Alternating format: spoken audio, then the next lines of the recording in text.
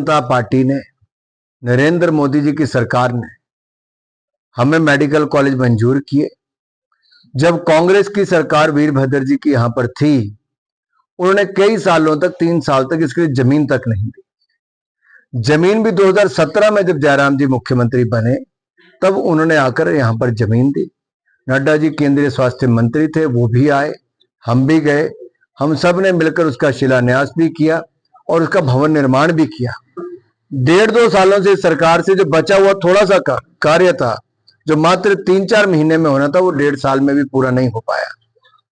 Then Hamirpur का medical college Bharatiya Janata party की है और ये बहुत बड़ी सौगात है। एक नहीं, हमने 4-4 नए मेडिकल कॉलेज दिए, चाहे वो चंबा का हो, सिरमौर में नाहन का हो, हमीरपुर का हो या मंडी का हो। तो जब कांग्रेस लगाती है और संवैधानिक संस्थाओं पर प्रश्न चिन्ह खड़ा करती है, तो मैं मन ही मन में सोचता हूं कि जिस पार्टी ने 60 साल इस देश में राज किया हो, आज वही संवैधानिक संस्थाओं पर प्रश्न चिन्ह खड़ा कर रही है, केवल इसलिए कि वो चुनाव हार गए।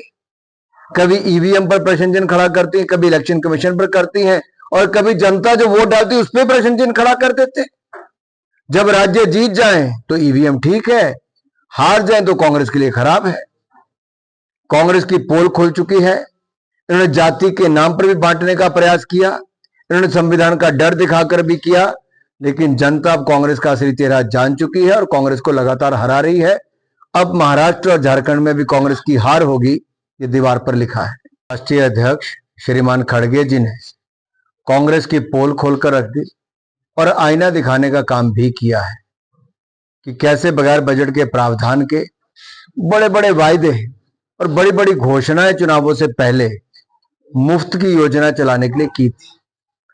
और उनके ही 3 राज्यों में, तेलंगाना, कर्नाटक और हिमाचल प्रदेश में, जनता अपने आप को ठगी हुई महसूस करती है क्योंकि कांग्रेस ने वायदे पूरे नहीं किए।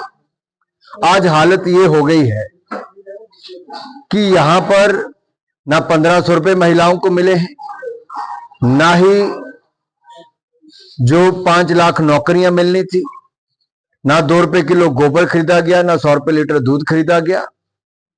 अनेकों वायदे किए गए लेकिन पूरा कोई हिमाचल प्रदेश में नहीं किया।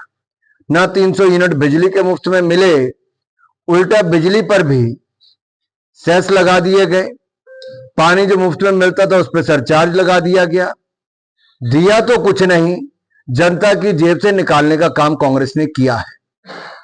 और हिमाचल प्रदेश की सरकार समय पर तनख्वाह भी नहीं दे पाई थी सरकारी कर्मचारियों की, और डीए का तो इंतजार करते करते अब सरकारी कर्मचारी हाथ जोड़ने के बाद सरकारी दफ्तरों के चक्कर काट काट के थक चुके हैं। विकसित भारत बनाने के लिए माननीय प्रधानमंत्री नरेंद्र मोदी जी ने सभी देशवासियों से अपना योगदान देने की बात कही। उन्होंने कहा कि जन भागीदारी से जन आंदोलन बनाएंगे और भारत को 2047 में विकसित भारत बनाएंगे। लेकिन कांग्रेस ने उस समय मजाक उड़ाया।